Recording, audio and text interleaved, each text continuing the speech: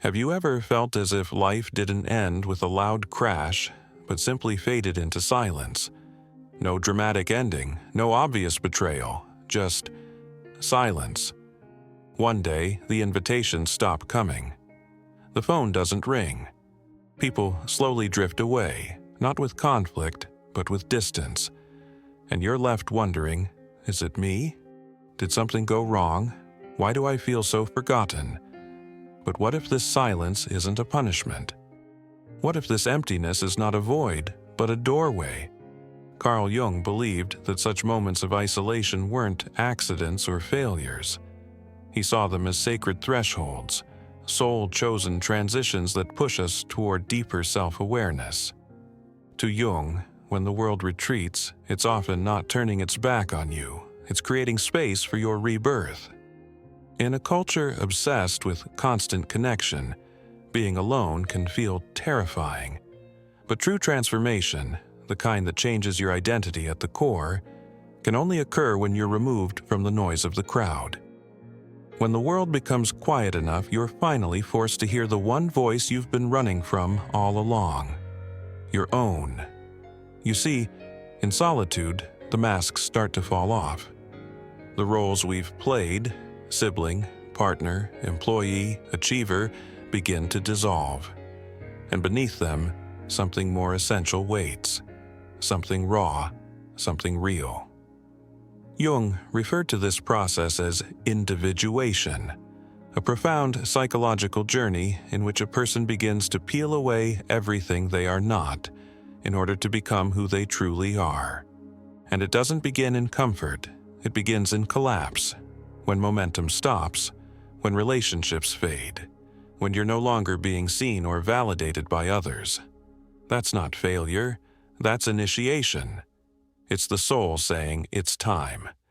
And once the outer world quiets, the inner world begins to speak, but not gently, not in full sentences or affirmations. It speaks in scattered memories, half-buried emotions, aching regrets, and feelings you thought you had outgrown.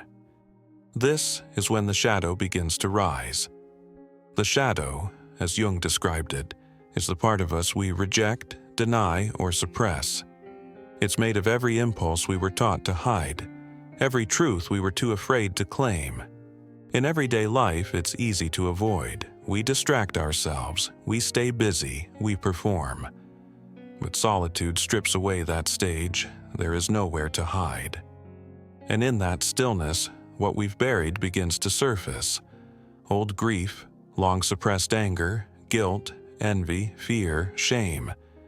They rise not to destroy you, but to ask for recognition. The shadow doesn't want to be fought.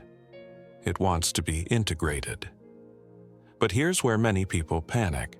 When the discomfort arrives, they assume they've broken down, that something's wrong. But Jung would argue, this isn't a breakdown, this is a breakthrough.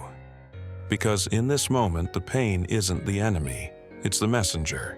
You're being asked to meet the parts of yourself you abandoned, the instincts you silenced, the desires you repressed. And while it may feel chaotic at first, it is the beginning of wholeness. Integration doesn't mean perfection. It means truth. It means showing up as all of who you are, not just the parts you think are acceptable. Solitude, then, becomes sacred. A holy ground where healing begins. A space where you no longer need to perform, where you can sit with what is raw and real without judgment. And then, something quiet happens. After the confrontation, after the tears, the reflection, the discomfort, there comes a shift. Not explosive, not immediate, but unmistakable. You begin to feel your own presence and realize it's enough. Your thoughts slow, your breath deepens, and for the first time in a long time, you don't feel like you're chasing anything, you're just being. That's when the soul starts to rebuild itself, piece by piece, not from the outside in, but from the inside out. The beauty of this process is that it doesn't require approval. It doesn't ask for applause. It happens in quiet mornings, in silent walks, in deep exhales. And suddenly, what once felt like loneliness begins to feel like clarity. You're not who you used to be. You're someone who has met themselves in the silence and stayed. If you found this reflection meaningful, take a moment to share it with someone who might be standing at their own threshold right now. Let them know solitude is not exile, it is evolution. And if you'd like to support content like this, crafted to nourish both mind and soul, don't forget to like, comment, and subscribe. Every bit of support helps us continue to create videos that offer insight, healing, and growth.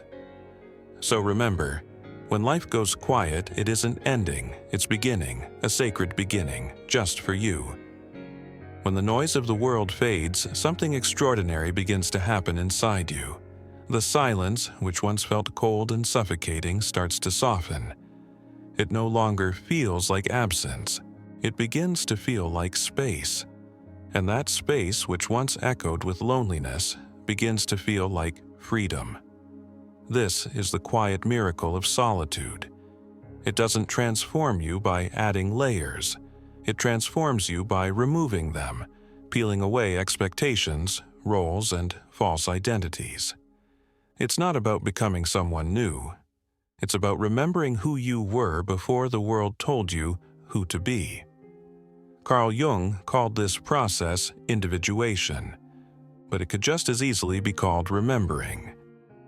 You begin to recall what brings you peace, what makes your spirit curious, what you truly value when no one else is watching. You start to notice how many of your choices were shaped by fear of rejection or hunger for approval. And suddenly the ego, once so loud, so demanding, begins to quiet. You no longer need to be understood to feel valid. You no longer need to be visible to feel real. This shift is subtle, but it's revolutionary, because this kind of inner peace can't be bought. It can't be taught in a course. It isn't something you can copy from someone else. It has to be lived, felt, directly, through stillness, through solitude, through the uncomfortable, sacred act of being with yourself completely. And once you've tasted this peace, even briefly, you begin to realize just how much of your life had been a distraction from your own soul. Eventually, the season of solitude ends, but you don't return as the same person. You re-enter the world carrying something different, a new awareness, a quiet strength, a deep clarity. Jung believed that true transformation isn't complete until it is lived. Insights are not enough.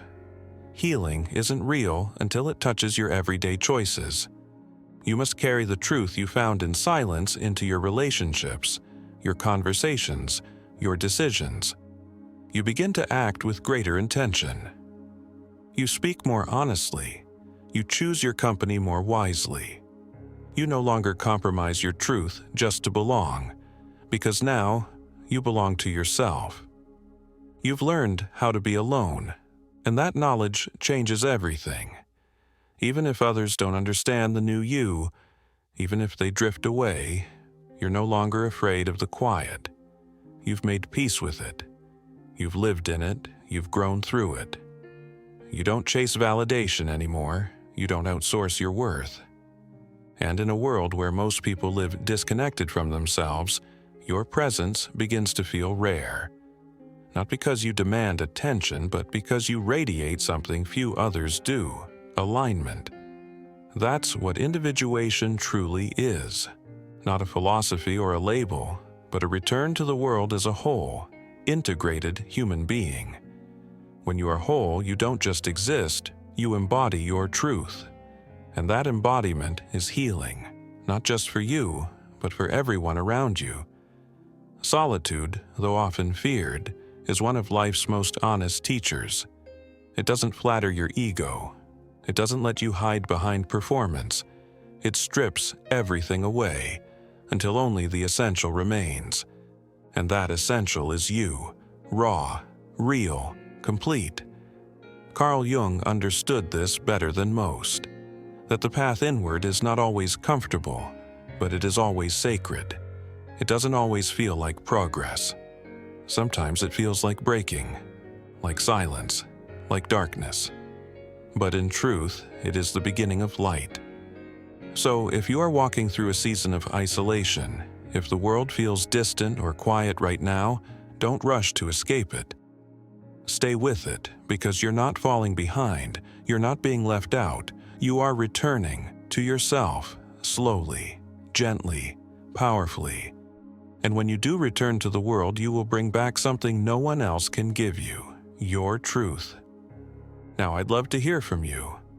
Have you ever experienced a period of deep isolation that changed you from the inside out? What did you discover in that silence? Share your story in the comments. Your experience might be the exact medicine someone else needs to hear. And if this video resonated with your journey, consider subscribing to The Way's Secret. We explore the intersection of psychology, philosophy, and self-realization with honesty, depth, and zero fluff. Until next time, stay grounded, stay curious, and above all, stay connected to your true self.